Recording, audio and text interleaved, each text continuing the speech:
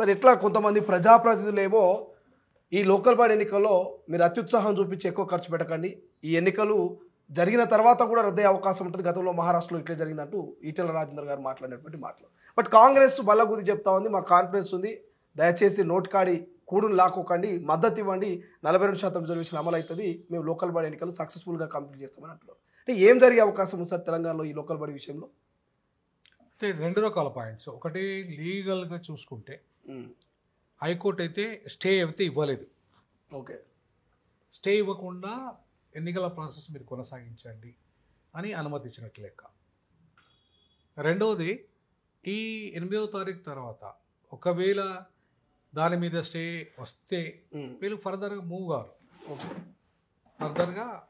ఎందుకంటే ఇది ఓన్లీ నోటిఫికేషన్కు మనం ఇస్తున్న ఒక ఇంటిమేషన్ మాత్రమే. ఓకే, అది ఎన్నికల నోటిఫికేషన్ కాదు అది. సో 9వ తారీఖు షెడ్యూల్ రావాలా. సో 8th రోజు ఏం జరుగుతుందో దాన్ని బట్టి 9వ తారీఖు షెడ్యూల్ వచ్చే అవకాశం ఉంది. ఒకటి నాకు తెలిసి 8th రోజు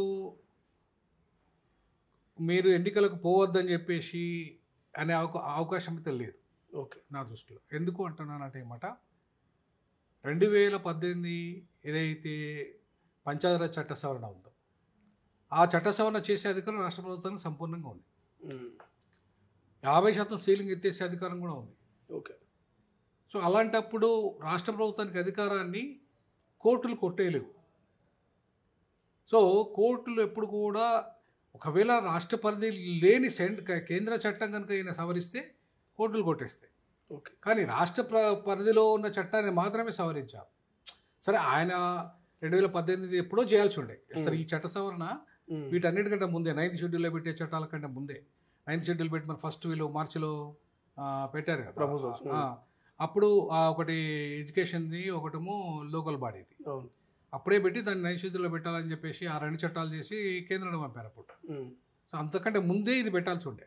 ఏది 2018 చట్ట సవరణ లోకల్ బాడీది. ఎందుకంటే లోకల్ బాడీ ఎన్నికలు ఇవి, కేంద్ర ఎన్నికలు కాదు ఇవి. సో ఈ ముందే చేసి ఉంటే ఇంత టెన్షన్ ఉండేది కాదు.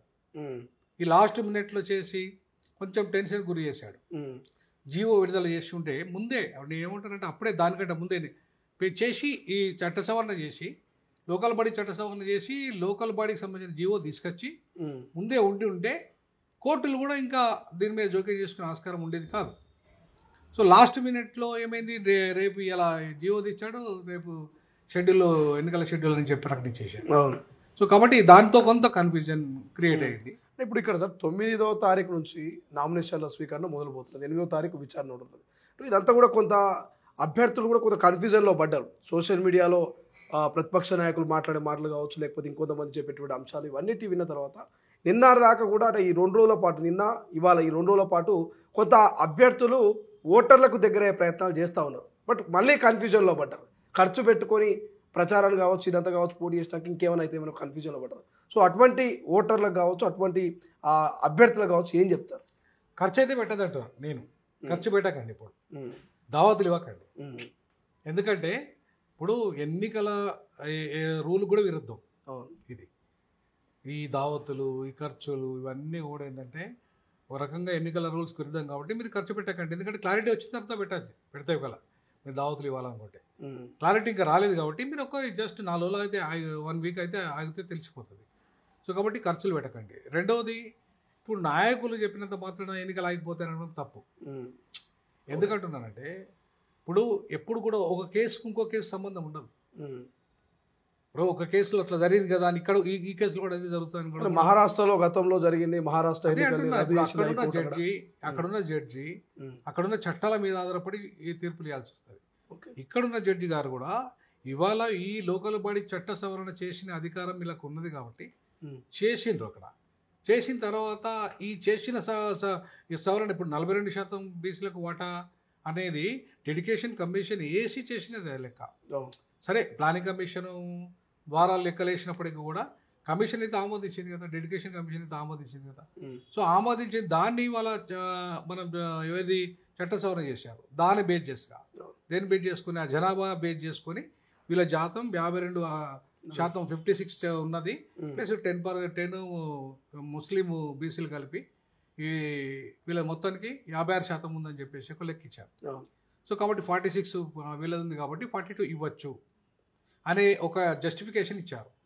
సో ఆ జస్టిఫికేషన్ ప్రకారంగా వీళ్ళ యొక్క జీవో చెల్లుతుంది. సో ఈ జీవో చెల్లుతుంది కాబట్టి ఖచ్చితంగా ఎన్నికలు కూడా కొనసాగే అవకాశం ఉంటుంది.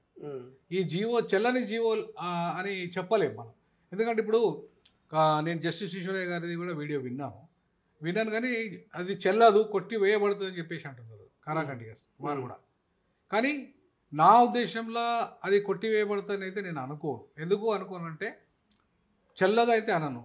లోకల్ బాడీలో నీకు గతంలో సుప్రీంకోర్టు జడ్జిమెంట్ ఇచ్చింది క్లియర్గా, ఇప్పుడు కేసీఆర్ గారి హయాంలో ఇచ్చినప్పుడు ఆ సుప్రీంకోర్టు జడ్జికి జడ్జిమెంట్కి లోబడి ఆయన 50% సీలింగ్ దాటకుండా ఆయన తగ్గించాడు. 23 కుదించాడు ఆయన. సో ఇవాళ ఆ పరిస్థితి లేదు. ఎందుకంటే సుప్రీంకోర్టు కూడా ఈ విషయంలో జోక్యం చేసుకోలే. ఏ విషయంలో? ఈ 50% సీలింగ్ విషయంలో జోక్యం చేసుకోలే. 9th వీళ్ళ ఎన్నికల పిటిషన్ సంబంధించి సుప్రీంకోర్టు ఇంకా అక్కడ దాకా రాలే. ఇంకోటి ఏంటంటే ఇవాళ ఈ రిజర్వేషన్ల విషయంలో ఈడబ్ల్యూఎస్ తెచ్చినప్పుడు ఆమోదించిన సుప్రీంకోర్టు అది ఆర్థిక వెనుకబడి ఆధారంగానే రావచ్చు కాక, కానీ దానికి కూడా రిజర్వేషన్ల అంశం అనేది ఒక విద్యా ఉద్యోగ రంగంలో కొన్ని వర్గాలకు, అగ్రవర్ణంలో పేదలకు అన్యాయం జరుగుతుంది కాబట్టి ఇవ్వాలనే ఒక దృక్పథంతో ఇచ్చిన దాన్ని ఆమోదించినప్పుడు అది సహజ న్యాయ సూత్రాలకు లోబడి పనిచేసినప్పుడు ఇది కూడా సహజ న్యాయ సూత్రాలకు లోబడి పనిచేయాలి, ఈ 42% కూడా. కాబట్టి దాన్ని ఆమోదించిన సుప్రీంకోర్టు దీన్ని వ్యతిరేకించింది అనుకోండి, అది సహజ న్యాయ సూత్రాలకు విరుద్ధం. ఎందుకు? వాళ్ళు ఎప్పటి నుండో పాపం మేము వెనుకబడ్డాము విద్యా ఉద్యోగ రంగంతో పాటు లోకల్ బాడీలో రాజకీయ రంగంలో కూడా వెనుకబడ్డామని చెప్పేసి కదా ఇలా ప్రభుత్వం ఒక హామీ ఇచ్చిన దాని ప్రకారంగా డిక్లరేషన్ చేసి ఆ డిక్లరేషన్ దాని ప్రకారం కదా చట్టం చేసింది. సో కాబట్టి ప్రభుత్వానికి చట్టం చేసే అధికారం ఉన్నప్పుడు లోకల్ బాడీలో ప్రభుత్వాన్ని వ్యతిరేకిస్తూ నువ్వు చేసే అధికారం లేదని చెప్పే పరిస్థితి సుప్రీంకోర్టు కానీ హైకోర్టు కానీ ఉండదు. ఓకే. సో కాబట్టి ఈ విషయంలో ఖచ్చితంగా కోర్టులో కొట్టేయదని నేను అనుకుంటున్నా. కోర్టు కొట్టేస్తుందని మాత్రము ఈశ్వరయ్య సారు అంటున్నారు. బట్ ఇంత మేరకు వాస్తవం అనే దాంట్లో మనం పరిశీలిస్తే కోర్టులు కొట్టేస్తాయి అనడానికి వారు 9th షెడ్యూల్లో పెట్టిన చట్టానికి సంబంధించి అది ఆమోదం వేరు. అది అక్కడ కేంద్రంలో ఆమోదిస్తే తప్ప అది చట్టం చేయడానికి లేదు అధికారం. ఓకే. కానీ ఇది మాత్రం వీళ్ళు చేసుకుని కాకపోతే ఇందులో ఒక టెక్నికల్ అంశం ఏంటంటే గవర్నర్ గారు ఈ చట్టాన్ని ఆమోదించలేదు. అవును. ఏది? ఈ లోకల్ బాడీ చట్టాన్ని. అది ఆర్డినెన్స్ తెచ్చారు. సో ఆర్డినెన్స్ తేవడం వల్ల ఇవాళ వీళ్ళకి ప్రభుత్వానికి చేసే అధికారం ఉంది, బట్ చట్టం కూడా తెచ్చారు. సో చట్టం గవర్నర్ గారు ఆమోదించలేదని ఒక క్వశ్చన్. కానీ చట్టం గవర్నర్ గారు ఆమోదించకపోయినప్పటికీ కూడా ఎలక్షన్ పోవచ్చు. ఓకే. అదెట్లా అంటే ఇప్పుడు ఇదొక చట్టము గవర్నర్ గారు ఆమోదించడానికి ఇన్ని రోజులు పెండింగ్ పెట్టడానికి లేదు. ఓకే. 90 రోజులలో ఆయన క్లియర్ చేయాలి యాక్చువల్గా. ఓకే. గతంలో కూడా ఇట్లా పెండింగ్ పెట్టుకోవడం వల్ల సుప్రీంకోర్టే మందలిచ్చింది వాళ్ళకి. సో దాంతో ఏమైంది? మీరు ఒకవేళ 100 రోజుల్లో కనుక ఆయన చేయకపోయినా సరే చేసినట్టుగా భావించాలి ఈ ప్రభుత్వము. అసలైన తొలి వెలుగు. ఫాలో వాట్సాప్ @తొలి వెలుగు official.